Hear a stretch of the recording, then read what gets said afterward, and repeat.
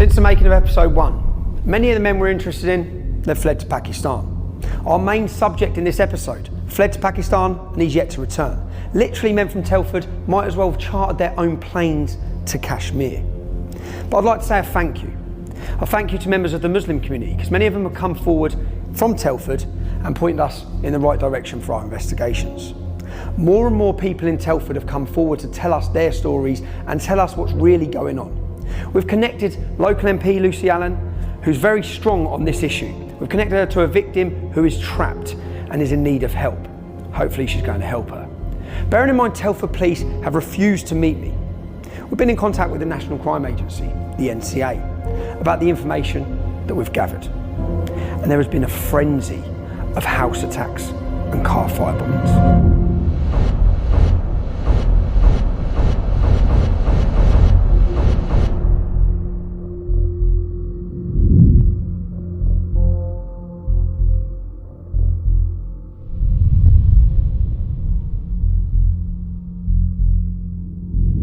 This is a new episode. It's a new investigation. They're new allegations, but they're all part of the same network of related families. For this episode, we're looking at the Hussains, the Iqbals, and the Khans. And the Ahmeds, we'll catch up with you in a future episode. I want to be clear before I start. Where allegations are made, nothing has been proven. And we will be giving the accused the right to reply. Finally, if you're one of those people who is going through keyboard abuse at our survivors, as has happened with Nicole, they deserved it. They wanted it. They're lying. Just remember, there are multiple allegations against each individual we're going to approach. And remember, these stories are about little girls, some as young as 10, being violently gang raped by adult men. Take a long, hard look at yourselves. We're ready, yeah? So, anytime, if you want to stop. I know it's probably been difficult coming here, and more difficult what I'm going to ask you to talk about. I read your independent inquiry. It's devastating. Is it alright if we just start at the beginning and literally just have a conversation where we flow through, and if there's bits I want to question you more on, then I will, if that's alright with you. Yeah? Yeah. So, first of all, when was you born? 1984. 1984. And you grew up in? Telford. In Telford. And what was your childhood like? Had a good childhood until things started going wrong, probably around the age of 12. My dad was an alcoholic, and I was always his shadow. Wherever he went, I went. So I was always going to the pubs with him to look after him. And at which age did your abuse start? Well, the grooming started when I was about 14, but I didn't, it started going really bad when I was 15.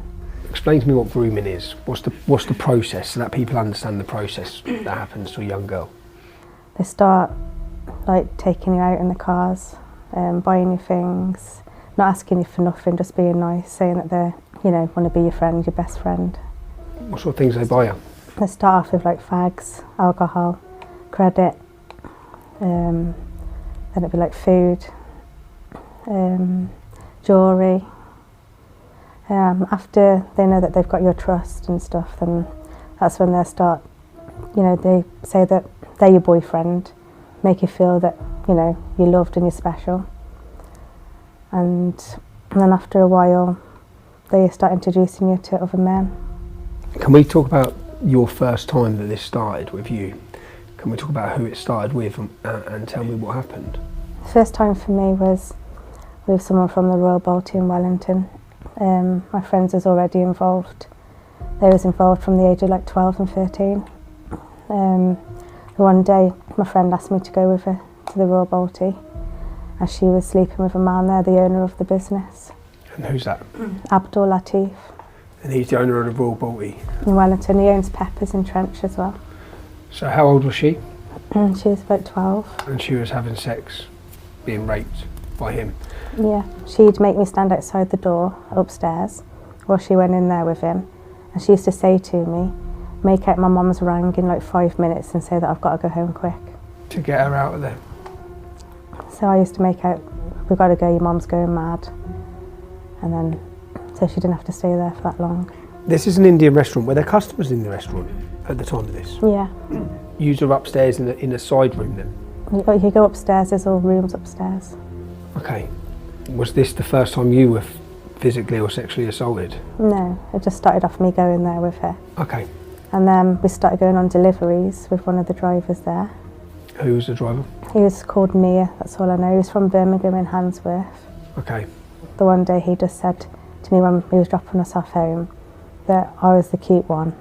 And he went to give me a kiss and I just ran. I jumped out the car and ran. So you're all children? And they're organising you to lose your virginity with who? Mia, the driver, because my friend who was going with the owner, they organised it all between them. So where did you lose your virginity? At the Royal Balti. In the Indian restaurant, upstairs. And how old was Mia? He was late 30s. Late 30s. And you at this point were 14 or 15? 15. 15. So this is the car park of the Royal Balti. Up them stairs, yeah, up them stairs. I think it was that far room. And that far room? That's where it happened. So this far room here, in the corner, is that where you lost your virginity? Yeah, 29th of August, 1999. Do you remember the date? Is the restaurant open? Yeah. There's customers? All the workmen are working in there and they kept coming into the kitchen. That's where we had to stay in there. Yeah. In the kitchen as well. And they'd come in and grope us all and then they'd go back out. They'd come in and touch you all up. Yeah. So there's kids in here being touched up, kids in here being raped, yeah, and unsuspecting customers sitting out there having their Indian restaurant, having their food. Yeah. There was Abdul Latif, the owner. Yeah. One of the drivers. Where was Abdul Latif from?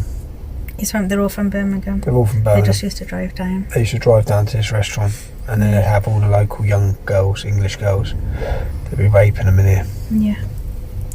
Abdul Latif, Mia. How old was Abdul? 30s as well. 30s. And then there was Islan, he was like late 20s. And there was another one called, I think his name was like Sham. He looked a bit like that one that was just out here, but I don't, not 100% if it is the same one, because obviously it's years ago. Yeah. But he had like his looks. So that could have been him standing there. Yeah. Did he rape you?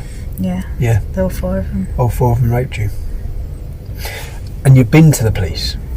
Yeah. About these men as well? They've got their photos as well. They've got their photos. You've took them to this restaurant. There's even on the pictures, they're groping me on the pictures. And the pictures the police have? Yeah. And you're a child? And my dad reported it as well. Back? But the police said that they couldn't do nothing because I gave consent. You're a child? I was 15 and they said that they couldn't do anything because my dad goes, I want them done. And they said we can't do anything because she gave consent. What year was this? 1999. Was it upstairs in a bedroom? Was it? Yeah, there was a bed in there. It was really untidy, there's like stuff everywhere. So you've now lost your virginity, you're 15 years old, you've lost your virginity to, was he a Pakistani? Was he? Bangladesh. A Bangladeshi? You lost your virginity to a 30-year-old Bangladeshi from Birmingham.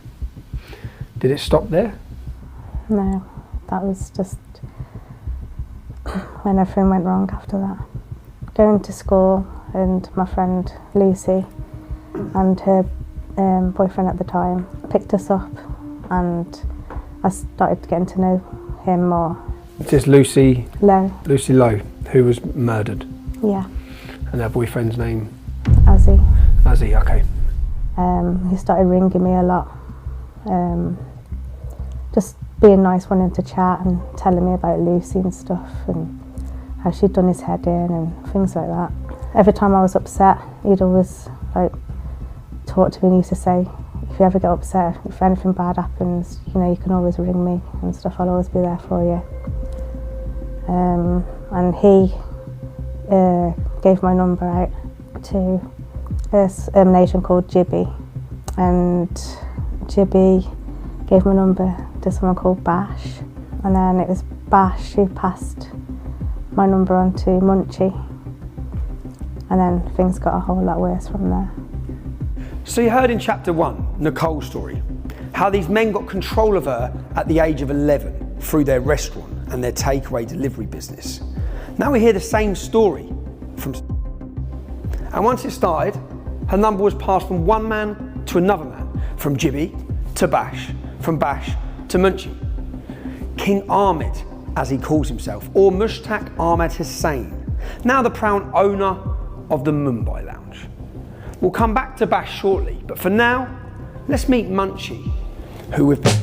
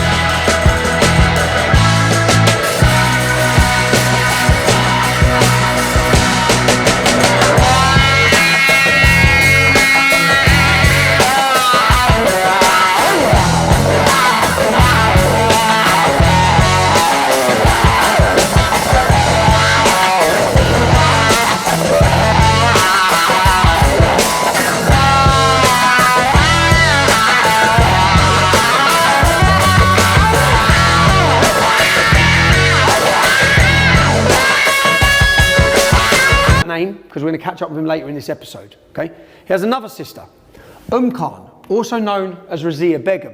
Now, Razia Begum is married to Mohammed Charlie Khan from episode 1. You can see how intertwined these families are. Who's Munchie? Mushtaq Ahmed. Talk me through what happened when you first met him and how things developed with him. He kept ringing me for weeks, saying that he knew he could see me, he was driving past me, he knew what I was wearing, he knew everything about me. So I started getting paranoid, looking around the streets thinking, who's this man? You know, how does he know me? Then he just kept sending me all nice text messages and like love poems and stuff, and you know, when used to get them me to you teddy bear pictures. I was talking to him for ages and then I met him and he picked me up from TCAT one day when I was there on an induction day. He just took me to a car park and we was talking, and then he arranged to pick me up from school the next day. How old was Munchie? He was about 32. 32, and he's picking you up from school, so you're a school child and he was picking you up from school? Yeah. He started taking me to his restaurant after school. So can you talk me through some of the incidents with Munchie? I know this is going to be difficult because I've read some of them. Obviously I thought I was going out with him. Don't know, he was just really nice to begin with. Take me to the restaurant and then I'd get there and he'd make me some food. I'd have my food and things like that, but then after a while it started to get bad. Like at the end of the night when everyone would like close up and it'd all finish, he'd take me round like the corner, we'll turn all the lights off and just the radio would be on, and then he'd have sex with me. But then as I went to get up to, you know, get dressed to go home, that's when all the others would walk in. All the others? The workers. The workers at the restaurant. How old were you at this point? 15. So he'd rape you. You say have sex. You thought you was his girlfriend, but he'd rape you. And then afterwards, all of the other workers would come in and... Yeah, because I'd be fighting, and then he'd be laughing, he'd like be trying to pin me down, and I wouldn't give in. So he'd laugh for ages, and he'd just say, she does want it, she's just playing hard to get. And I'd be saying to him, no, I'm not, leave me alone. And then when he couldn't like pin me down, he'd start getting angry then. That's when he'd like get angry and get a bit violent, because he was, you know, not winning, wasn't doing what he wanted. Then he'd just pin me down and just let them all have me. When you say them all, how many men? About 5 or 6. So he'd rape you and then he'd hold you down whilst 5 or 6 other men who work at his restaurant would rape you. Do you know any of those other men were? Yeah. His brother-in-law. His brother-in-law? Who's his brother-in-law? He goes by the name of Crowy or Cobra. So Munchie is raping you with his brother-in-law? Yeah. Together? He was like the main one. In these incidents, did they say anything to you? What sort of... Did they call you anything? Did they... I was always a slag and a whore. Did they ever use any of their own language regularly? Yeah. All the time. It was like white trash and stuff like that. And white skin. They'd always use like words like chitty chumbry and yagora. What's chitty chumbry mean? I'm not too sure now, I can't remember. I think it's like... I'll look it up. They'd always call me names, like Munchie was the worst. Like after everything happened and he like made me sleep with them all, then I was a slag. He'd just start calling me names, and I used to say to him, "You're the one that made me go with him. I didn't want to, so how am I a slag?"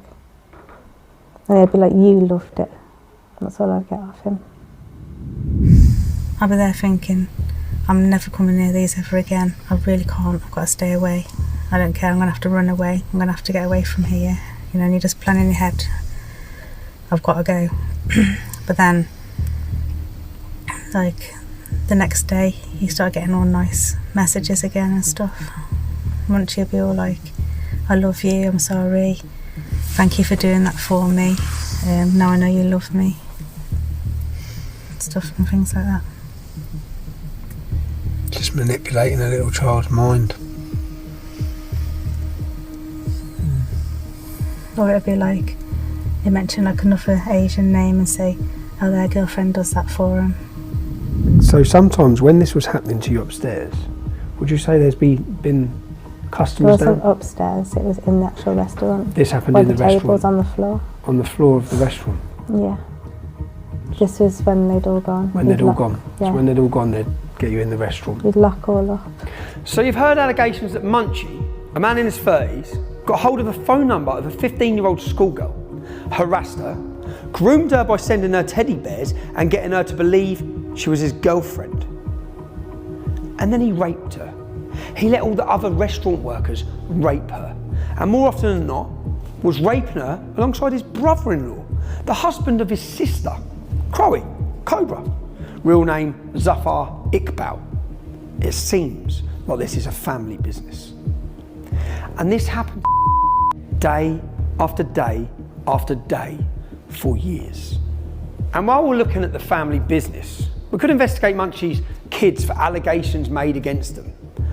But one of them, he's landed in the middle of our documentary. Let's introduce him. I'm in the street. Damn right. I'm Albanian blood. I'm a gangster.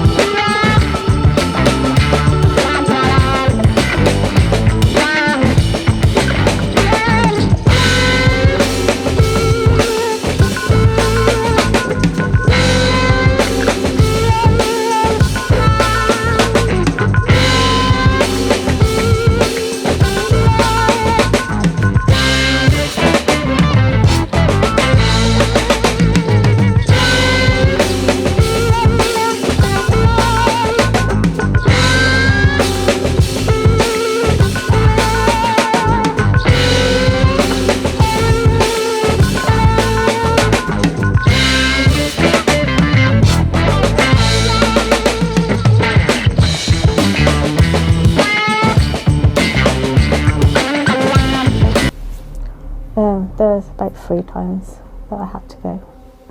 Three separate times you had to go to hospital? The one was like over the road from where it happened. So what raped? What happened? Munchie took me to this house. It was like in a cul-de-sac opposite that house. I remember sitting in the front room and they had the telly on, and then this Munchie put some porn on, and then he was saying, joking around to me, saying like, "You gonna make a movie and stuff?" And I was like, "No, get lost," like laughing with him. And then I just had a drink, and then next thing I knew, I was in bed upstairs. I don't know how I got there or nothing. With who? All of them that was there. How many of them? Probably saying about 5, 6, 7, I don't know. Who was there? There's Munchie and Tolly, because they were the ones that was on me as well. Munchie and Tolly. And when you was upstairs in the bedroom, what was happening? And they was all raping me. At the same time? Yeah, they was all on me. All of them on you? And I just kept like, when you can't stay awake, I was like that. And I couldn't even move my legs or my arms or nothing, my whole body was dead. And you feel like you're hallucinating. It was just like that. So I remember someone at the corner like recorded me. They were filming it? Yeah. Munchie? Yeah. He was raping you? And there was Crowy. Crowy, the brother-in-law? And Purveyor. And they're all raping you at the same time? In different holes? Yeah. And the police still don't think that this needs to be prosecuted? No. Did you attend hospital? Yeah, I had to because I was really, really sore and really bad, and I felt like I was all damaged. But I remember when I walked in, I had to go to the GU clinic at the hospital because my doctors told me to go there. Did they think, when you've turned up, so you've turned up as a child, as a young girl, in a hospital, bleeding from front and back, swollen? Really bad. Really swollen? Did they ring the police? No. Who brought you to the hospital? I took myself. Took yourself, so you've gone as a young child on your own to a hospital? Because at first when you go in, they take you in this room and this woman talks to you and asks you what's happened and why you're there. And then you have to go in and get examined. And you say you ended up in hospital multiple times? Yeah. They gave me a card once and said if I need someone to talk to, so like a counsellor or something. They gave you a card, they never rang the police? No. So I believe you went to see your doctor as well, am I right? Yeah. What was your doctor's name? At the time, it was called Dr. Swallow. What did he say? I said to him the one day, I went, am I infertile? And he said, why did you say that? And I said, because I haven't got pregnant and all this, all this stuff's like, I keep coming here all the time for like morning after pill. I said, how come I haven't got pregnant? I said, am I infertile? And he said, no, I doubt it, and this, that and the other. He said, are you the lady of the night? Are you a lady of the night? But I didn't understand what he meant then. I didn't get what he meant. Are you a lady of the night? Are you a prostitute? And you was a child at this time as well? Yeah. He never questioned you further? Nothing. No contact? What have social services been? What were they like when you were young? I didn't really see anyone. I saw one man called I always remember his name. I seen him at the police station. And he just, I wouldn't talk then. I was too scared to say anything. And he just gave me a card and he said, here's my card if you ever want to talk. I always kept it for years. You used to go missing for days? Sometimes weeks. Sometimes weeks? Yeah, and the police would be looking for me. My mum and dad had been worried sick, ringing the police. And where would you be? In Birmingham mainly. Your little friendship group, the school you went to, how many girls, say in your class, do you think were being forced to have sex with older Muslim men? There's about 7, 8 of them. 7, 8 girls? In your class? Just in your class? Yeah. the numbers we're looking at here of how many children have been affected and how many children have been raped.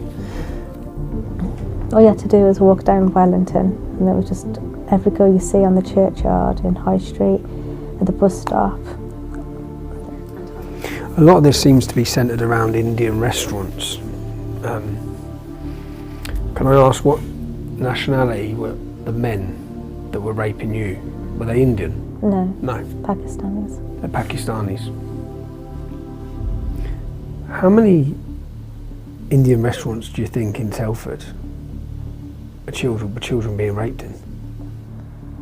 I'm not too sure. Like now. How many do you know of when you was younger? When I was younger, there was probably about 10. About 10.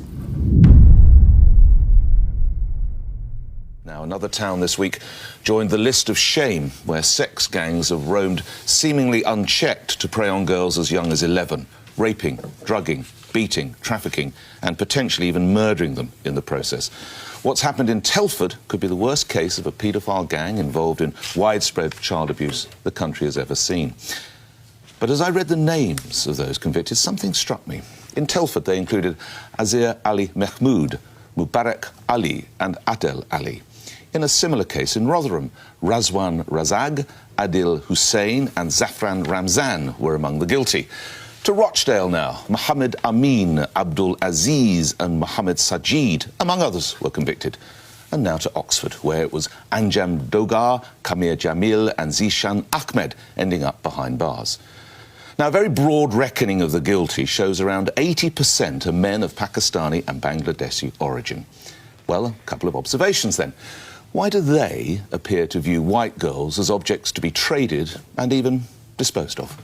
And what is their community doing about it? We have to acknowledge that sex and sexuality and gender and respect for the opposite gender are issues within certain parts of the diaspora. That's the South Asian community, the Arab community, and large sections of the Muslim community. These are things that we have to discuss. If you look just at the Quran, you will get the indication that you can have sexual intercourse with a 5-year-old. No. If you just read the Quran, it is halal, it would be halal to have sexual intercourse with a 5-year-old. In Surah Al-Talaq, chapter 65, verse 4, Allah subhanahu wa ta'ala tells us who you can divorce and who you cannot divorce. And then he says, وَاللَّائِ لَمْ يَحِدْنَ وَاللَّائِ لَمْ يَحِدْنَ, and the ones who had never been pubescent before. And by the way, this is very important, yeah? I want all Muslims to be aware of this. The reason why we don't have sexual intercourse with 5-year-olds and 6-year-olds and 7-year-olds or whatever is not because of puberty. The Quran doesn't say anywhere in the Quran that the woman has to be pubescent. I dare you to find one verse in the Quran where it says you're not allowed to marry someone based on harm, or you're not allowed to have sexual intercourse based on harm, or you're not allowed to marry someone based on puberty. So if you're a Quran alone, you're allowed to have sexual intercourse with 5-year-olds. Get me one verse in the Quran which says the woman has to be pubescent. One verse. I want one verse in the Quran from the beginning of the book to the end of the book which says that she has to be pubescent. And Daniel, you know what? It's too depressing to carry on. It goes on and on. One second, Daniel. The pattern in all of these, overwhelmingly, is South Asian Muslim men, primarily Pakistani, sometimes Somali Muslims, sometimes North African Muslims. It doesn't help us, Daniel, to pretend this wasn't a phenomenon that was replicated across the country. What I would advise you said you're a South Asian Muslim man, therefore your name probably is Daniel or something other than Daniel. I would advise you to address this topic head on and not pretend it's not a national phenomenon, because I guarantee you that anger will rise if you come on radio and pretend this is not a national problem. It is an issue, and it's an issue about how those young men think of women of their own ethnicity who tend to be off limits, and then what they do about vulnerable white girls. And there's no point pretending it is not a problem, because it is. We need a proper, thorough investigation by the police, gathering together all the information about all these cases in different parts of the country to see whether there are patterns and networks that need to be addressed in order to stop this crime. I don't think that we can make that jump necessarily to it being a cultural problem. Yes, Keith Vass MP doesn't think we can jump to the conclusion that this industrial scale rape and gang rape of little white girls is a cultural problem. Well, he's always had a casual relationship with the truth and with reality, and he's always been happy to prostitute himself and his views for his own benefit. And talking of prostitutes, here he is with 2 male prostitutes complaining that he, and I quote, had to fuck one of them without a condom. I think we'll ignore the commentary on grooming from Keith. Incidentally, Keith Vass left the House of Commons and a few weeks later was back working for the Labour Party. And let's not forget the ennobled Lord Ahmed of Rotherham. Yes, Rotherham, who in February 2022 got 5.5 years in prison for the sexual assault of 2 children, including buggery. That's anal rape and attempted rape. His brothers, both called Mohammed, were also charged but considered by some idiot somewhere as unfit to stand trial. So it looks like child abuse is a family business here as well. That was February this year. And in the interest of balance, just this April, Tory MP Imran Ahmed Khan was found guilty of molesting a young boy while at the same time advising the government of child sexual exploitation. You really couldn't make this up. Yeah, that's right. Amjad Ditta, also known as Amjad Hussain, a serving police officer, was charged along with 15 other men, all except one of them, Muslims, with sexual offences against children. Our leaders are so desperate in their efforts to sell us a multicultural utopia, they will cosy up to, promote and even ennoble anyone with brown skin. Muslims the most favoured, of course, regardless of the content of their character. And the cost of this ideological stupidity is the suffering of children. What is concerning is if pockets of our country, communities like ours, Daniel, yours and mine, are disproportionately involved in any one type of crime. That disproportionate number raises questions about our attitudes, our meaning British Pakistani men, our attitudes towards the rest of society, and whether we have a Muslim supremacist attitude. One of the defendants in this case, Daniel, I'm sorry you're not going to like hearing this stuff, but the truth doesn't necessarily care about your feelings. One of the main defendants in trial argued that it's his religious right to have sex with underage girls, and that was his defence. Look it up, Daniel. It is unbelievable, and you and I know that that kind of argument gets bandied about. You and I know, and if you don't believe me again, look it up, that in Pakistan, your and my country of origin, where our parents are from, when they tried to raise the age of sexual consent, it was shot down by the Ideological Council of Guarding Islamic Culture in Pakistan, shot down in Parliament and deemed blasphemous for trying to raise the age of consent. Because religion gets involved, culture gets involved. We've got to be able to have this conversation without being in denial, Dan. I really wish, for goodness sake, after the appeal I put out on the radio, I wish you'd called up and your first thought had been about these underage young white girls, the victims. I wish the first thing you did is call up this radio and say how disgusting to do this to these underage young victims. Instead, you want to obfuscate and talk to me about how I'm, giving statistics that you don't like. And it's just, this is what frustrates me, Daniel. Why was that your first reaction to the topic instead of thinking of the girls? And that's why I think it's about time that we just stop pretending this isn't a problem and address it head on, recognise there is this disproportionate problem within our communities, and worry about the victims. We need very briefly to say this is a class problem, this is a cultural problem, and this is also a language problem. Religion as well, by the way. Also religion, because firstly on language, these are paedophiles who are raping children. Okay, let's just accept that. And these are not women, these are not girls in relationships. Yes, we haven't talked about class, and the reason why the authorities turned a blind eye and threw these girls under a bus or to the wolves was because they were, as it were, in an underclass. They thought these girls are out of education, they've been failed by social services. Honestly, if these were middle-class girls at boarding school, do you honestly think these children would not have been taken proper care of by the boarding school? Across Europe, not just in Britain, there's a disproportionate rate of offending by either Muslim migrants or Muslims born and raised in Europe against white girls. And there are class reasons to it. There are patriarchal reasons to it. Why it happens in Muslim majority nations is largely due to the social conservative attitudes in society and their patriarchal and misogynist attitudes towards women, and also cultural elements kick in. Now, for example, fundamentalist interpretations of Islam believe that as long as you have consent of the father, there's no underage, there's no pre-puberty, there's no limit on marrying a girl. They refer to the Prophet having married a 9 or 11-year-old, depending on the age of reference. Right. These attitudes must be challenged and they must be addressed. If my daughter, if my daughter wants to make hold on, let me finish. If my daughter reached the age of menstruation at 9 years old, I would say you are ready. You are ready to get married. This scandal involving 27 cities with probably thousands of underage young girls,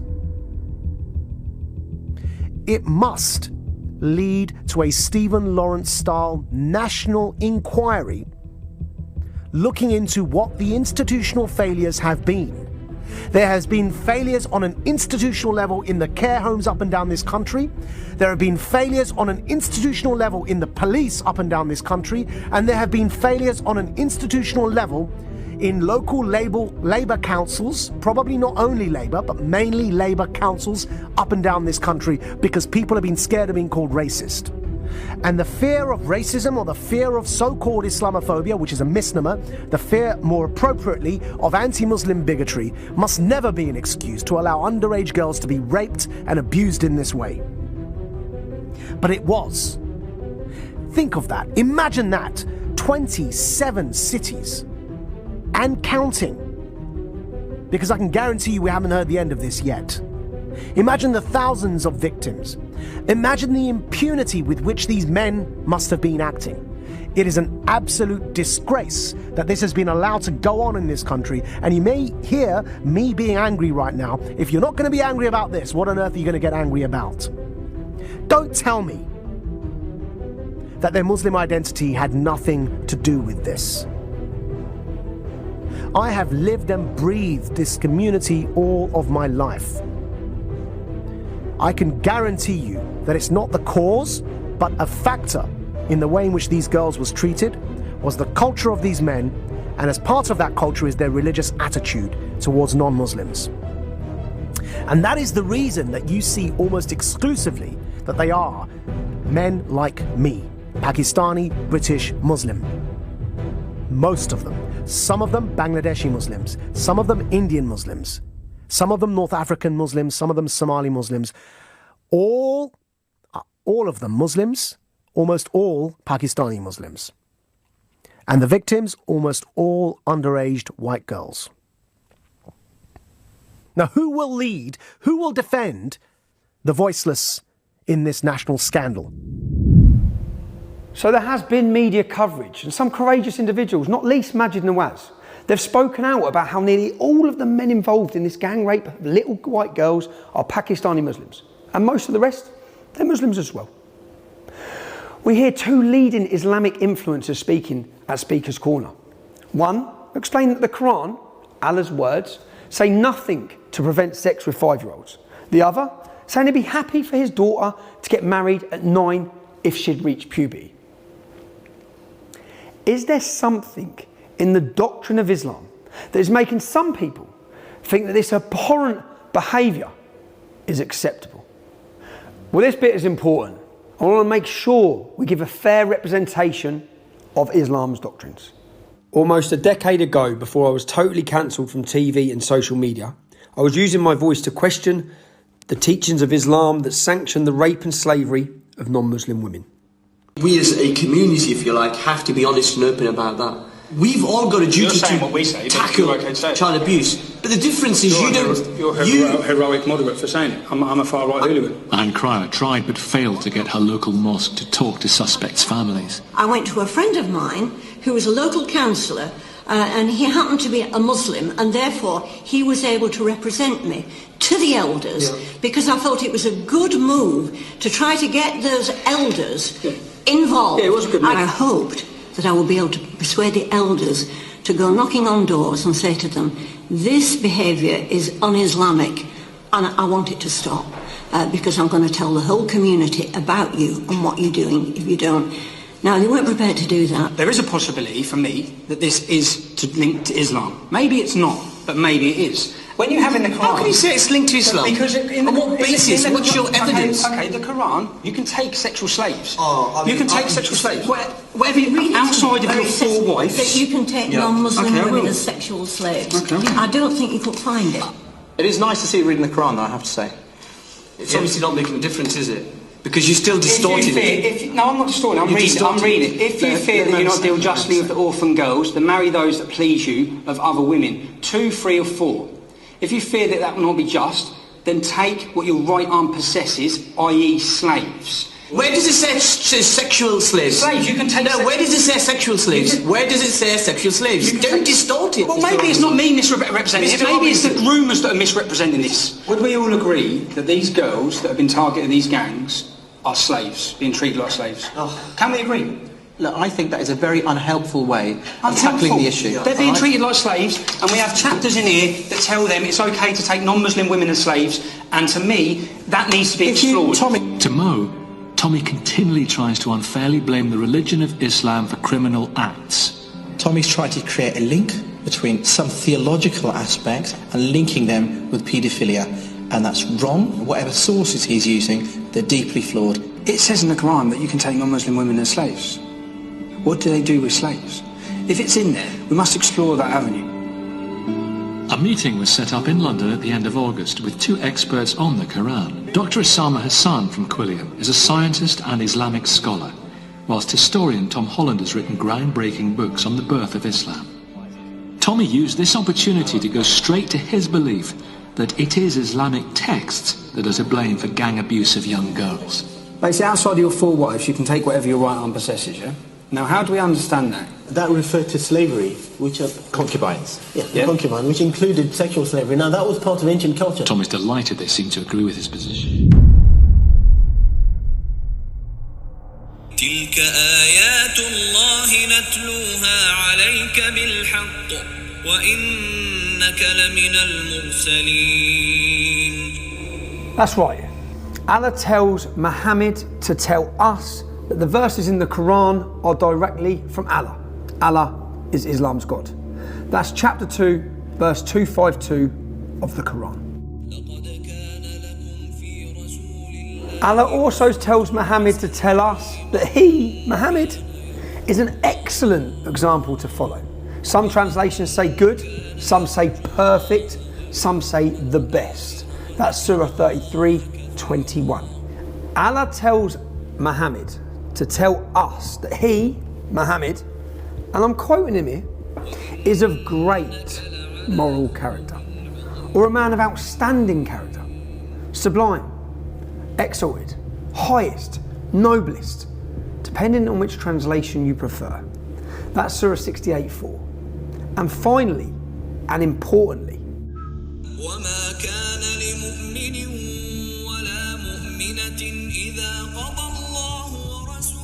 and for the free-thinking Muslims out there, take note.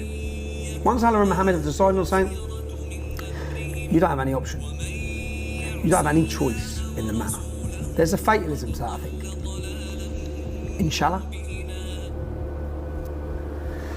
As Sir Nicholas Soames' grandfather, Winston Churchill, said, "How dreadful are the curses which Mohammedanism lays on its votaries. Besides the fanatical frenzy, which is as dangerous in a man as rabies in a dog, there is this fearful, fatalistic apathy. The effects are apparent in many countries.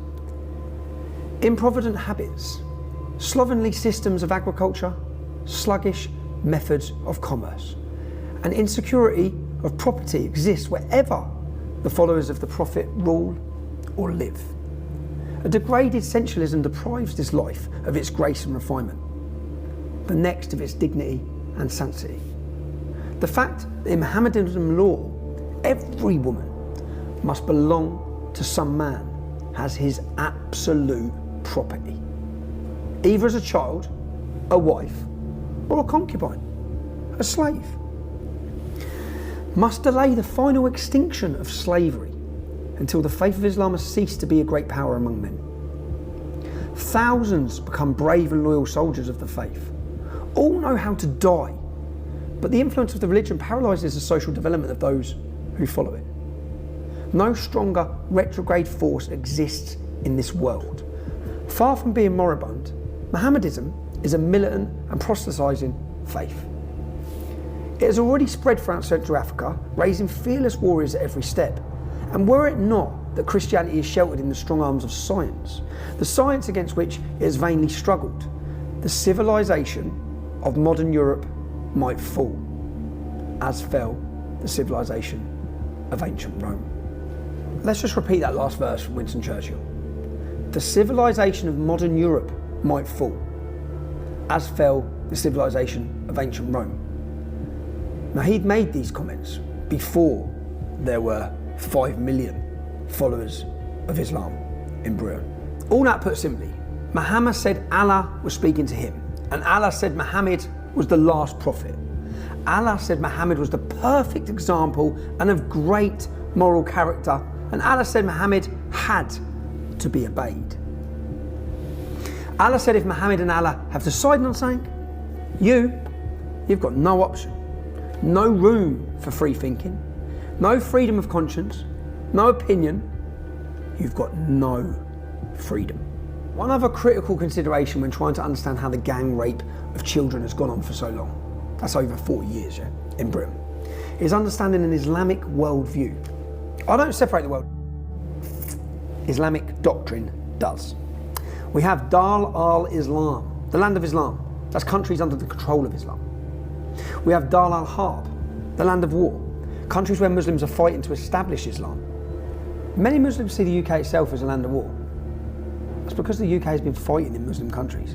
Think of our foreign policy: Iraq, Afghanistan, Syria. And in this case, the taking of sexual slaves from the enemy, whether it be white girls in the UK or Yazidi girls in Iraq, it's a right. It's Malak al-Yamin. These girls are what Islam refers to as their right-hand possessions. There's many verses in this book. Pick it up, read it. There are many verses in this book which legitimise, which sanction, which give permission for Muslim men to take non-Muslim women as sexual slaves. For time's sakes, I'm just going to look at two. Quran 4:24. Also forbidden are women already married, except those slaves who your right hand possesses. It's outside of your four wives. You can take non-Muslim women as sexual slaves. That's what it says in the Quran. Quran 23:6. Successful believers are those who guard their chastity. And I quote from verse 6, except from their wives or the slaves that their right hand possess. For then they are free from blame. Free from blame. They can take slave women, have sex with them outside of their wives, and they are free from blame. So says Muhammad, the perfect moral compass for the Muslim world, who's instructed by God. Okay? That's what it says. Let's examine one more verse. Chapter 65, verse 4. In a section from Allah about the rules for men divorcing women. And I quote, and for those who don't have periods, i.e. they are still immature. These are the words in the Quran. They are still immature. The waiting period is 3 months. So if you want to divorce a child who has not yet started her periods, she has to wait 3 months before marrying again. So you can marry a child who hasn't started her period. I don't know what you're doing during your marriage to this child, but then you might fall out with her or something, or decide to divorce her. Then you have to wait 3 months. That's what it says in the book. Now, is there anyone out there that wants to argue with me that girls in towns like Telford, Rotherham, Rochdale, Aylesbury, all these cities, I could go on and on. Does anyone want to argue with me that these English girls have not been taken as slaves, sexual slaves, by Muslim men? So whether it's the importance of Muhammad's example and the need to follow it, or Allah's revealed words in the Quran about divorcing prepubescent girls, making it clear sex with children is okay, or whether it's Allah's ruling that it's halal, it's permitted to have sex with slaves in your possession, under your control, it's blameless. Because the UK is viewed as a land of war, or Allah's words about entering women any way you want, you know, ploughing them like farmland. We have to ask, could any of these things be factors in the industrial scale abuse of children that we're seeing? What influence might all of these teachings be having in a town like Telford? Let's have a little look at the numbers. Telford has a total population of 166,000 people, 88,000 males. Once you take away the under 16s and the over 65s, you're left with 53,000. Telford only has a 1.8% Muslim population. That means there's 956 working age Muslim men in Telford. Operation Chalice. The police operation in Telford identified 100 victims alone in a year and 200 suspects. 200 suspects from 956 males. 20.9%. 1 in 5 men in that town have been raping our children. Well, it was more than 50 for me, but that was just like 50 from Munchie, probably. There's probably about 250 men altogether. 250 And I named all them in my diary. 250 just for you? Mm-hmm. All from Telford? Yep. But when I did my police IDs, I ID'd every single one. And when I went to ID them all, straight away I went, that's him. So you named 250 men to the police. And how many men have actually been sent to prison for attacking you? None of them. None. They only arrested 25 because they said they wanted to get the main ones, but they only arrested 25. Most of them said they didn't know me, even though I ID'd them. And Munchie said he knew me and said he had a relationship with me, but that's as far as he admitted. So Munchie was questioned over the attacks? Yeah. And he was never charged? No.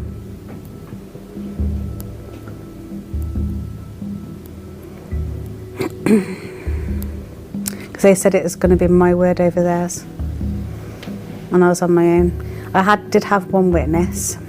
He was a man who witnessed what Jibby and Bash and Majid and that did to me in that flat, because he witnessed, he was living there. He heard me screaming, he heard me crying, and he saw me coming down in a mess, and he heard me like screaming for help and crying. And so he wrote a statement for me saying that he did witness all that. Was he a Pakistani man? He was a white man. So he was willing to go to court for me, but then nothing went.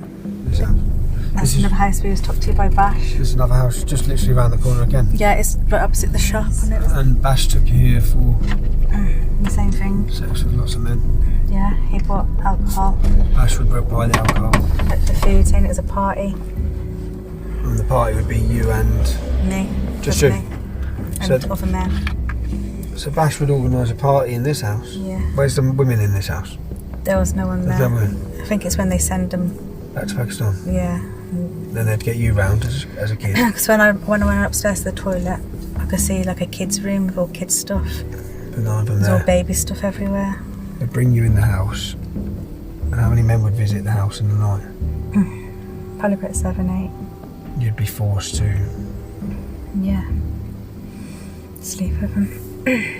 And Bash organised this. Yeah. And who's Bash? He's Munchie's. He was Munchie's best mate. Munchie's best mate. Okay. He was like one of the first ones.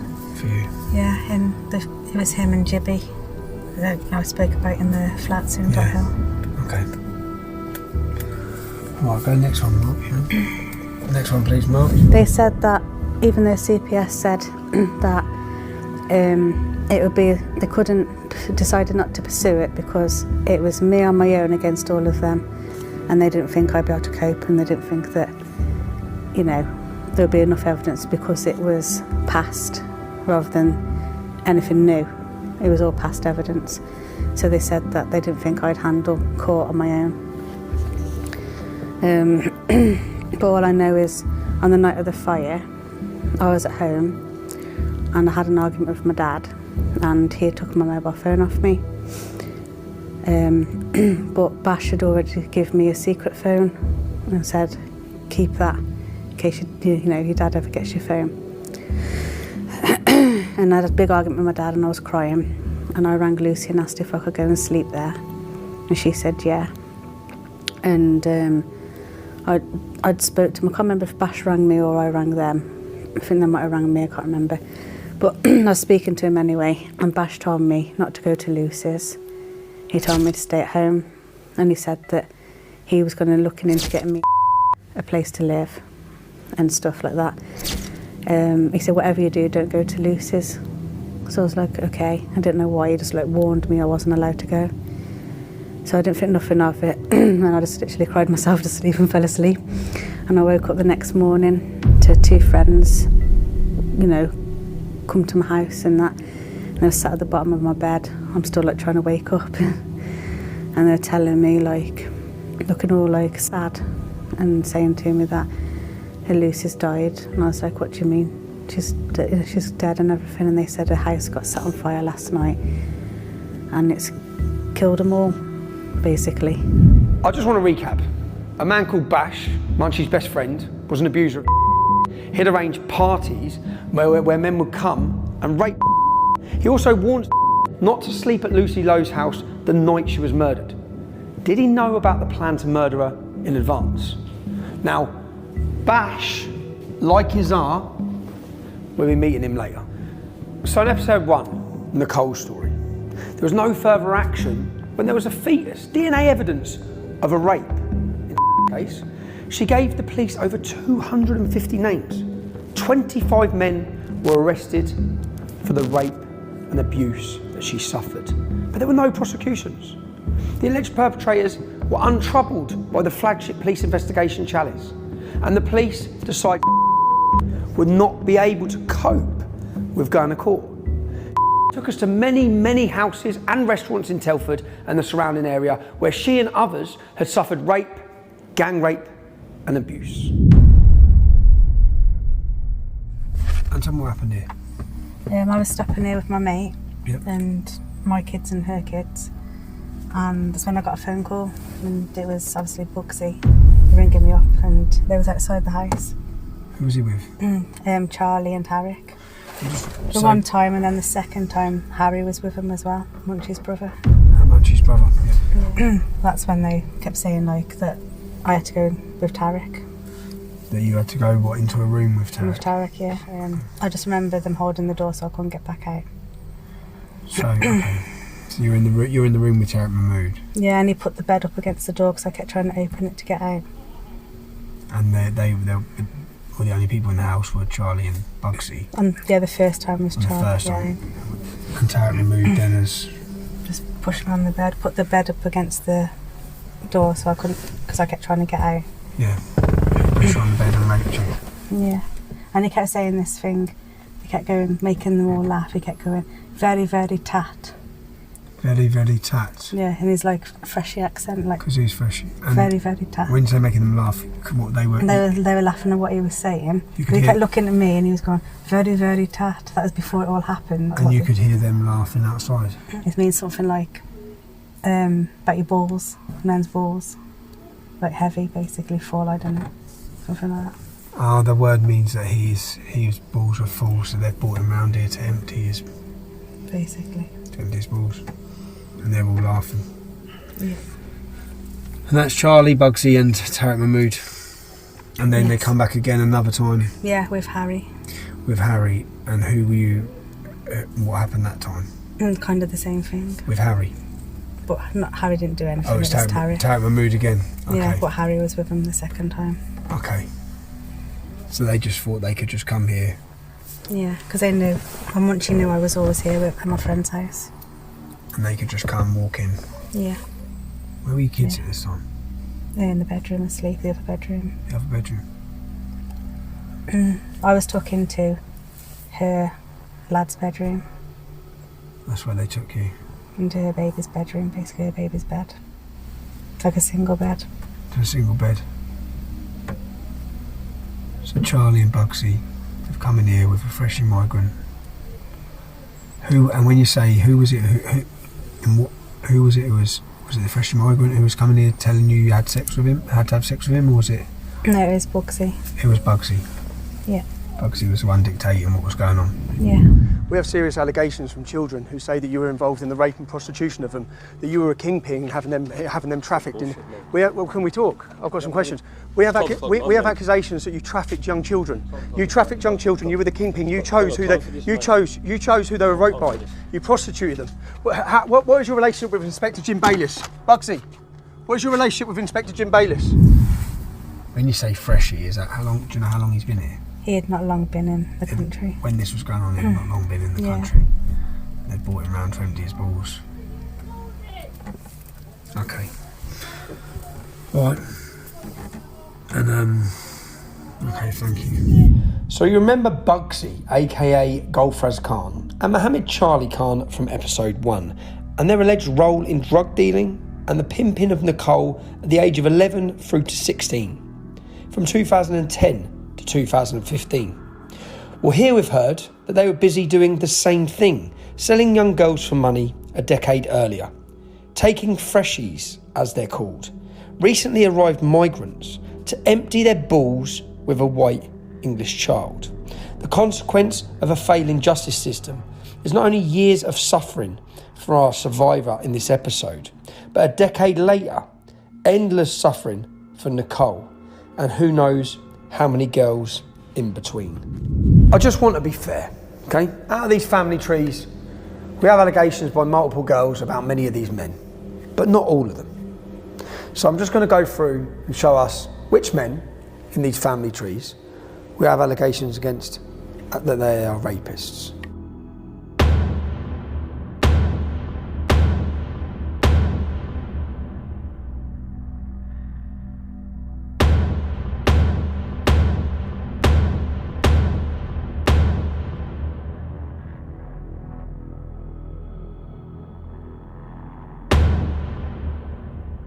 Some of these men are named as rapists. And those that aren't named as rapists, many of them are named as drug dealers.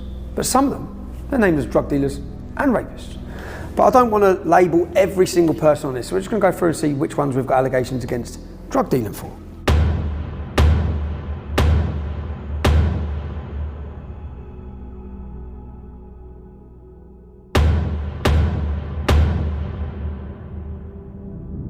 So the courageous survivors know where they were abused. They know the houses, they know the businesses, they know where they were raped by gangs of men. The police are aware of which premises are being used to abuse and rape children. The council are aware. The media and the newspapers, they're fully aware. But the parents and the children of Telford, they may not be aware of what is happening to young children in some restaurants as they close, or upstairs, or while people are eating downstairs, or in the kitchen by the waiters in between serving customers. We have a duty, I have a duty, to make you aware. I want to make you aware of what we know. So if you have to make a choice of where you go to eat, where your children may be allowed to go, or where you decide to get a takeaway from, you may want to think twice before giving those businesses your money. I think it's time we dropped in on the Mumbai Lounge, where Munchie, Bash and Izar work. And then we'll go and have a chat with Crowy, Munchie's brother-in-law, you know, Zafar Iqbal. We'll give them the opportunity to respond to the allegations being made against them. Before we go and approach these men, I want you to understand the in-depth 12 to 18 month investigation we've done. I've met with dozens and dozens of victims. We've got 12 and we've formed a database full of the perpetrators, the allegations, and each time they're named, we flag it. So when one name comes up, we're not approaching these men off the allegations of one girl. We'll check now how many different girls have named these men. We're looking at Munchie, Bash and Crowy. Munchie is on page 3. Let's have a look at Munchie. Page 2, page 3. No, that's...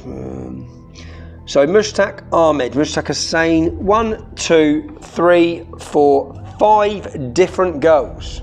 5 different girls have named Munchie as being involved in their rape, prostitution and trafficking. 5 different children. Bash is on page 4. Basharat Hussain, 1, 2, 3, 4 different girls named Bash. Crowy, Zafar Iqbal, is on page 7. See how many girls have named Crowy. Crowy 7. Zafar Iqbal, 1, 2, 3, 4. But let me just show you as we work our way through here. The alleged perpetrators. We're on episode 2. There's many more episodes to come, just so you can see and understand the level of the investigation that we have carried out and the amount. We have over 200 men who have been named in this investigation.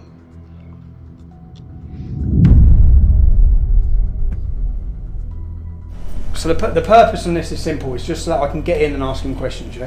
The problem is that there's probably about 8 members of staff. Munchie, who is the main alleged rapist, who has been holding children down whilst they are gang raped repeatedly by men. Some of these, one of these girls end up in hospital 3 times. They split her anal and vagina together with what they've done to her. Now, the problem is Munchie works in the kitchen, which means he will have knives. So there is a risky situation of going in. Some of his relatives, his nephews and his cousins, are working as waiters. They're young, they might be fiery. It's impossible. I've tried to contact him multiple ways. I've tried to put questions to him to get answers. I have to give him the right to reply because we're about to publish some of the sickest allegations ever against the man. The allegations are that this has happened repeatedly in his business. It's literally, we're just here to do our job, yeah? That's literally it. So the bar's busy. The bar's very busy, yeah? We don't really want to go through this way. This is the Indian restaurant this side of the pub. It looks like this is the restaurant side. So they're there, armed door ins over here.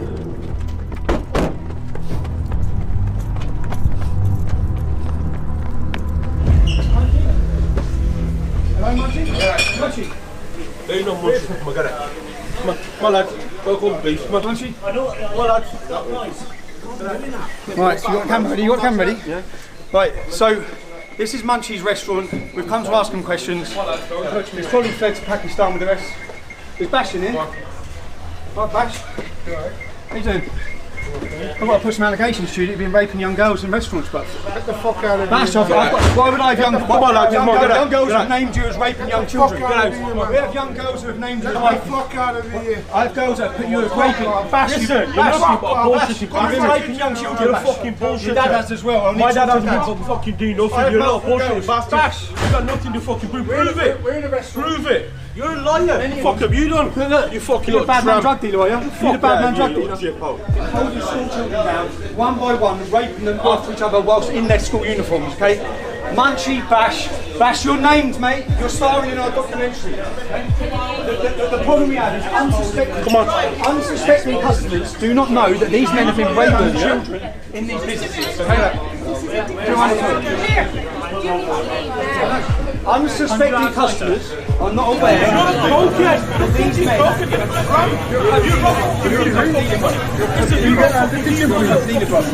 Look at you.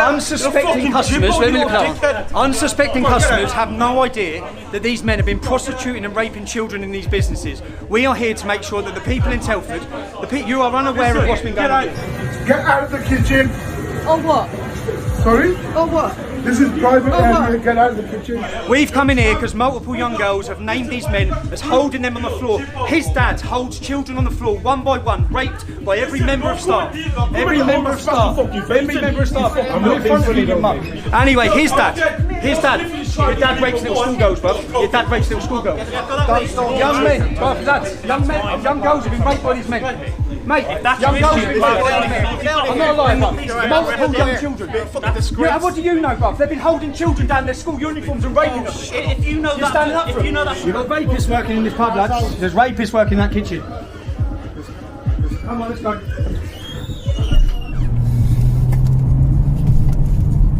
So, we know that this is the restaurant that our survivor alleges she was held down and gang raped by Munchie and all of his colleagues. Now we have here the diary. These are diary entries from in our third episode. We look at the murder of Becky Watson, who was killed aged 13. And in here, this is from her diary when she was a school child. Ishtaq, Islam, Muhammad. It's listed with Muslim men's names. Yeah? But one of the names that's of interest to us is Munchie Work. So we have a phone number in this 13-year-old child that's been murdered diary under Munchie Work. We have the restaurant where our survivor alleges Munchie raped her. Let's I want to try something, see if we got the right place.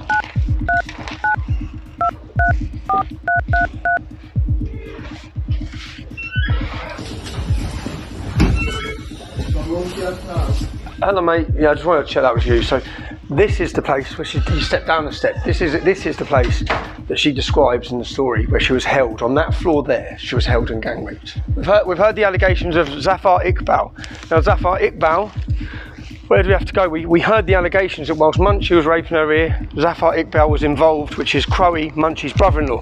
Where do we have to go to find Crowe? Literally, this is his family business here. Now, you see this high street. Who would have thought on a sleepy little market town called Wem that within 2 businesses where we have allegations that young children have been held down and gang raped by the men involved in these businesses. This is his restaurant here. This is his family restaurant. So we'll go and see what they've got to say. Right lads, how are you? Okay. Yeah, not bad. Crowe. Crowe, mate, Crowe. Huh? Crowe. Who's Crowe? The chef. Chef. Crowe. He's been raping children, mate. I want to speak to him about it. Right, yeah. Want to go out? Right, we'll leave. Hello, mate. Is Crowe here? Who? Crowe. Crowe. Who's that? Now, Zafar Iqbal. We'll leave, mate. Crowe. Not here. The nickname Crowe. So, not here, no? No. I think he's on delivery. I'll show you, brother. He's on delivery, yeah? I'll show you that. That's alright. So you know what I'm looking for. Yeah, we know he's not. You know who he is. Yeah, I also know who you are. Yeah, I know. Yeah. But you know who he is, yeah? Yeah. And it's his place, his family's place, yeah? Yeah. It's his family's place. Yeah. I'll just come to ask him some questions, lads, because I'll tell you what it is. I've got girls that name him. I know this is his family's restaurant. No, he is, but he's not here. He's in Pakistan. He's in Pakistan. Yeah. Do you know why he's in Pakistan? Do you know why is it? Family death. How long has he been there? Went yesterday. He went yesterday. Yeah. It's pretty good timing though, because just tell him when he's back, we have allegations that he's been raping children, and we need to question him about it. Yeah. Yeah, I know you went yesterday. Yeah. Do you know that? What do you think, mate? Can I ask you if you remember a staff here? If you're gonna ask me, yeah. I think you're racist. You think I'm racist? I think you're racist. Okay, I am asking you. Have you got proof? Can you show me proof? I've got 4 different girls who don't know each other. Okay. Who have all given me his name. Have all told me, you know him, who all told me the stories. Yeah. They don't know each other, bro. Yeah. Okay. So I've sat them down, spent 18 months. They have all, do you know what they've done? Do you know what they've done? Yeah. They held the girl down, she's 15. Yeah. And 7 of them, they breached her anal to her vagina. She couldn't walk for a week. Yeah? So when you hear that story, I don't care what you think about me, if I'm honest, yeah? But what do you think of him if 4 different girls are saying that? Well, I think the story itself is bad. Oh, it's bad? Yeah, if that was to happen. Is it as bad as racism? Yes. It is, okay, so. Yeah. Okay, we're getting somewhere. How am I racist? What have I said that's racist? Well, I want to see proof for what you're doing. Okay, but no, let's forget. Okay, you will see proof. I don't think you coming in here is like. If you've got that case, right? You've got those allegations. Take it to court. I'm not a police officer, and the police don't take them to court because they have police that work from this gang, yeah? They have police on their payroll. Now, do you think it's right, if there are those allegations against this man, do you think it's right that some 14-year-old girls might be coming in here for food? Yeah, but I don't asking you. The story. You don't believe it? I don't believe. Do you believe the girls? I haven't spoken to them. No, okay, but you're going to see story of 4 girls. Do you think these 4 girls just make it up? Well, I'm telling you there's 4 girls. I'm telling you. So you're going to see it on a film. You're telling me a story. You know, you're going to see on a film 4 girls. Gang lads. Come on. Yeah,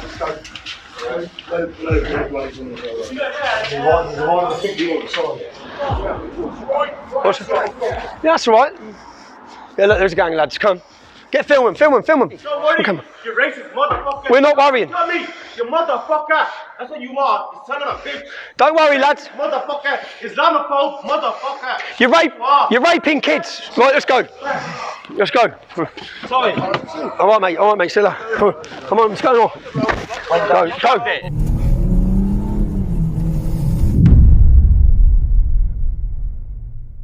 I'm back in Telford. I've drove to Telford because when I went in to approach Munchie and to approach Bash, the owner of the Elephant and Castle, who was an Irishman, who was quite aggressive, quite defensive of the Muslims and the accusations against them. He was defending them.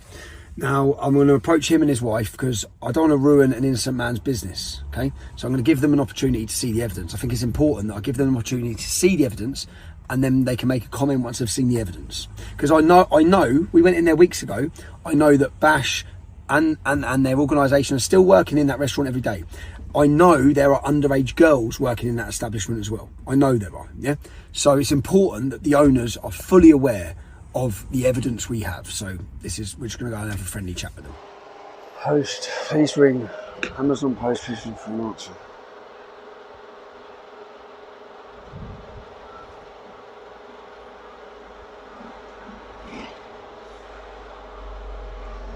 I'm asking if you want this. Yep. Yeah, I am. Yeah. Yeah, they are. Yeah. I've just been over to Ireland looking for you. You've just what? I've just been over to Ireland looking for you. Well, don't go over to Ireland looking for me. I'm downstairs, mate. I'm outside your pub. Come out. I'll talk to you. Yeah, you could have fucking rang me and told me you're coming, couldn't you? I'm here, mate. I'm here, yeah?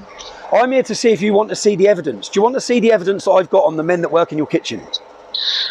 What evidence? Come here, you're coming up with fucking shit on Facebook and fucking... I'm not, mate. I'm here. I'm fucking rubbish.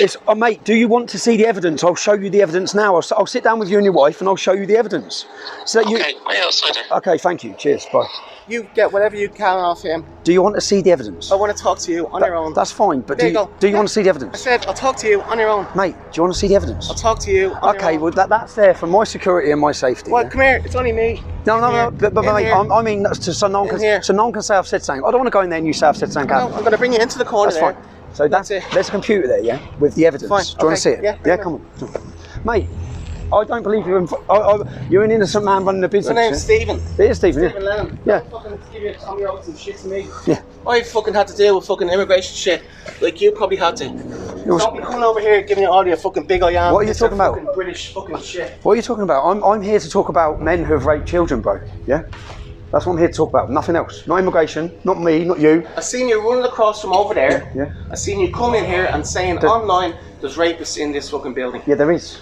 Let me show you. But come here, you've tried to ruin my business. I haven't tried to ruin your business. You fucking have. You put this online, I've seen it already. Mate, there's a film I've going had people put this out to me. There's a film. Show me already, I've seen it. You don't use this place as a tool for fucking your propaganda. Propaganda? Do you not think this fucking white fella's fucking rape? Oh, okay then, that's okay. So it's okay that... No, I never said it's okay.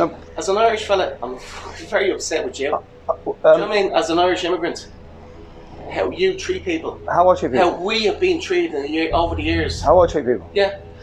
You have a man in your kitchen that holds down children and rapes them, bruv. Don't talk to me about how I treat people. You've got young girls working in your premises, young girls, and you're more bothered about white people rape girls as well? Sort yourself out. You've got Muslim men in there who gang rape kids, bruv, yeah? And you've got young girls in that premises. I'm here to give you an opportunity to save the young girls. Is this your thing, yeah? No, so the attitude you've come out with, you have been made aware of allegations of rape against children, and you come out going on about immigration and Ireland. What fucking planet are you on? You're embarrassing. No, you need to get your wife down here so she could, as a woman, because you obviously ain't got no brain in your head, let the woman see the evidence. I've got no brain. There's evidence. I've got no brain. Yeah, you've got... You know what? Mate, you're comparing white racists when you've got rapists working in your kitchen. You've got young girls in there. Do you want to protect rapists in my kitchen. You've got no rapists in your kitchen.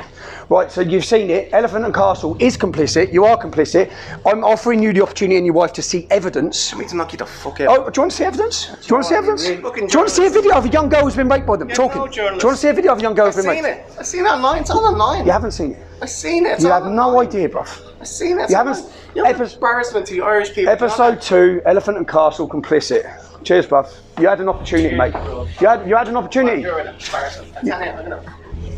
You're going to what? I'll tell you my family are. You had the opportunity to sit and watch evidence, yeah? You had the opportunity. I was about to show... I've got a video. You haven't seen it because it's not out. I've got a video of a young girl who... Out or not out? It's not out, bruv. It's not out? It goes out on the 7th of May. The video of me entering your business, the video of young girls who are 5 young girls, 5 different girls. In my business? No, listen to me. 5 different girls that name the men who work in your kitchen. 5 different girls. Do you know what he done? He held her down and one by one, every member of staff, yeah, in his previous premises, raped her on the floor. Yeah? It's got nothing to do with my politics, it's got nothing to do with Ireland, right? It's got to do with a little girl who was held down and gang raped by Bash, by Munchie. They're all named, yeah? And what I offered you, what I've come here to... you come up with their nicknames now. Where's their proper names a while ago? I know everyone their proper names. It's going to be in the film. Well, I've given you an opportunity, and you should have got your wife down there. That was Mexico. You should have got your wife down there. Yeah. Have a nice time in Mexico. Clever, right? Just so we're aware. So this is the owner of this premises, yeah. We're lying, right? White men rape as well, right?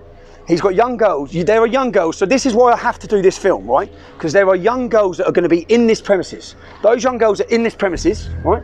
And there are rapists working in his kitchen, and he doesn't care. And he doesn't care. Tommy. Yeah, go on, man. I know I'm a good lad. I know I am. I know I am, mate. Mate, get your hand off me, bruv. Right off, sir.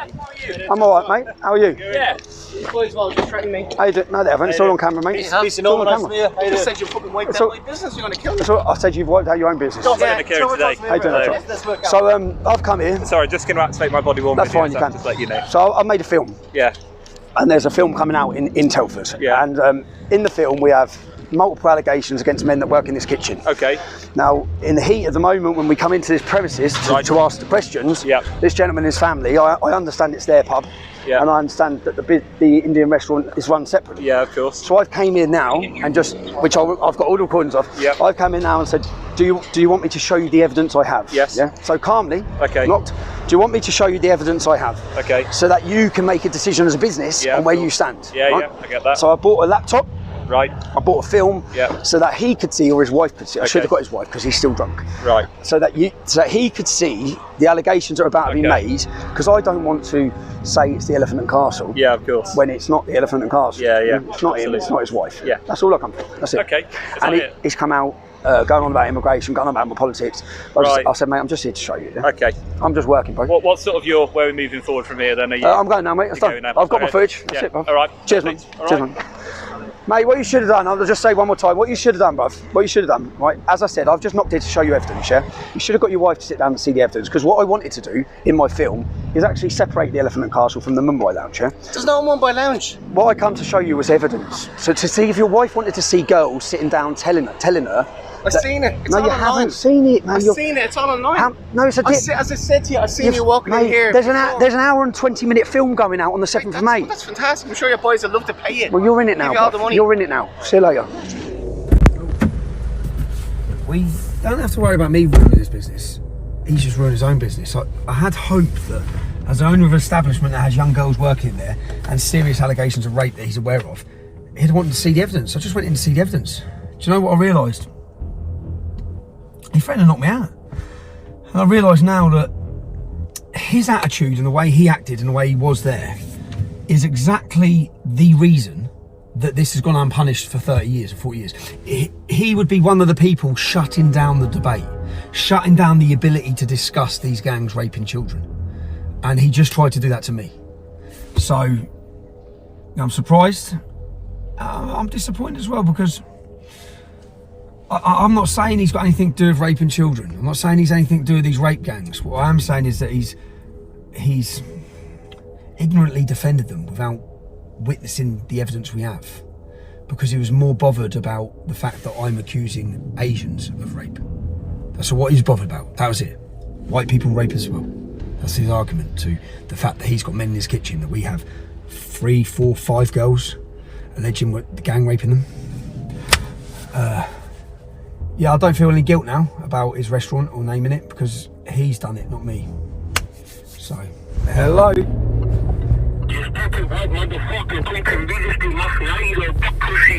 What did you say? What did you say? Did you call me what? What did you say? So the only person I've rang, you've heard that, I'm a white motherfucker, death threats. The only person I've rang, yeah, no one's got my phone number. The only person I've rang is the phone number on the Elephant and Castle. So the owner of the Elephant and Castle, within 6 minutes, has given my number to Pakistani gangs, clearly, who are racially abusing me and threatening to kill me. Within 6 minutes. So he's more in, so not just, I've just realised, so I thought he messed up, yeah, but he's obviously heavily entwined, really linked with them. He must be, for those actions.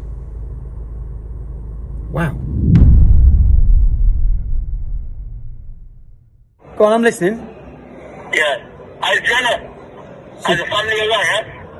You think it's clever naming the mother of my kids? What's that got to do with anything? Oh, you know you're your fucking kids, are you? You're the fucking lady. He'll take your fucking kids, yeah? I'll tell you that, I promise you that. I'm gonna drop your kids on the list then. Alright? So that you fucking feel. You motherfucker. Okay? But if you're playing it, I hope you're recording this and playing it. Keep on playing it, keep guessing who this cunt is. Alright? Because I'm gonna stab your kids. I decided to reach out to a former police officer, a high-ranking former police officer, to ask him the questions, to try to understand what has gone on in Telford, why the police have failed to act, and why they continue to still fail to receive information that I have in my possession that could help them bring criminals to justice. Thanks for meeting with me. You're welcome. I believe you're a retired police officer? Correct. What was your position within the police when you retired? When I retired, I was a Deputy Chief Constable.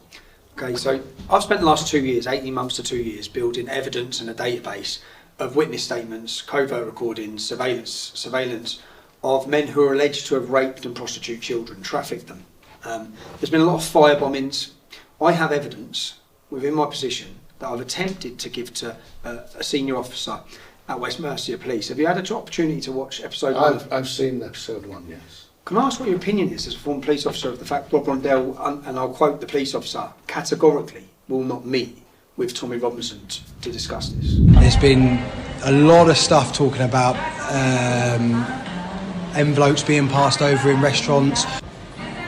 Rob Rondell doesn't want to meet with Tommy. Categorically, Tommy's not going to meet Rob Rondell. I was amazed when I saw that reaction on the film.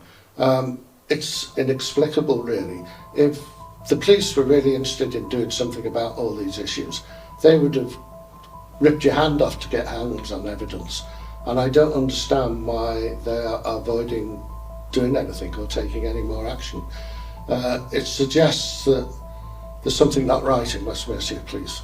Can they, as a police force and a police officer, can they pick and choose who within the public they get information off or who they deal with? So that for some reason they're saying you're not fit to give them evidence, and I just do not understand that. It doesn't, what your background is, what your history is, doesn't matter. That what matters is the truth of the situation. So at the end of episode 2, we've reached an important point. Our investigations have highlighted allegations of horrific historic sexual abuse of children, repeated rape and gang rape of young children, alleged crimes that have gone unpunished for decades by Pakistani groups of Muslim men in Telford. These are the facts. I don't care about cultural sensitivities or your feelings. We've seen how the failure to bring these people to face justice means that girls and young women in Telford continue to suffer, like Nicole from episode 1, who was abused by some of the same men a decade after the suffering of our courageous survivor you've just heard from in episode 2. We have gathered information about serious ongoing criminality, drug dealing, cases of modern day slavery and abuse of vulnerable people in Telford by criminal gangs who operate with impunity. They don't fear the authorities, they mock the authorities. We have information the authorities don't have.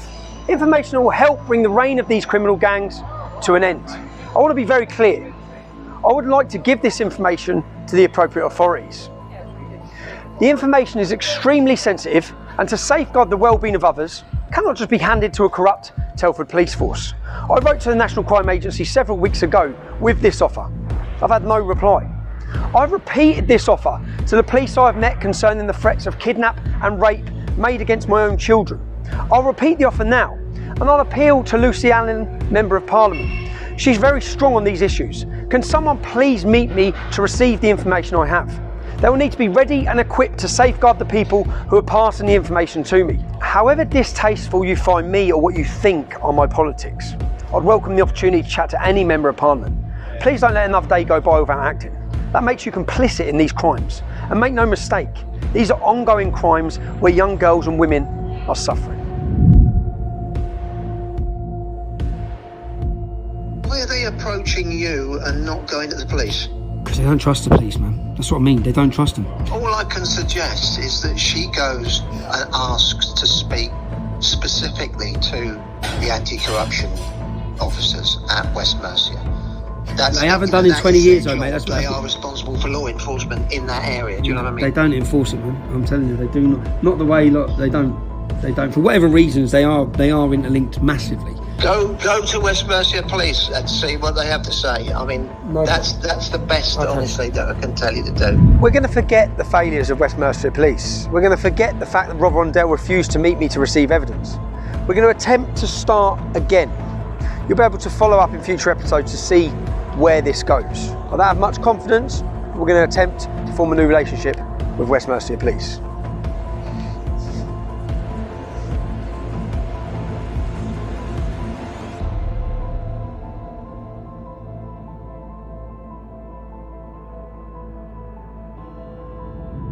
Do you value the work we're doing? Do you value the content you've just seen? We can't do it without your support. I want you to become a member of our team, our production team. If you can support our work at Urban Scoop, you become a producer. You can sit and watch these films and know that you played your part. You helped us bring them down. You helped us highlight them. And better than that, you helped us save victims. Along the way, we help victims, we move them, we support them. We can't do it without your support. Everything costs money. The travel, the security, we need to be safe. We need to make sure our families are safe. If you can support our work, please log on, subscribe at Urban Scoop with a monthly donation so we know it's guaranteed each month so we can progress, get bigger and bigger and bring you better and better documentaries. Thank you.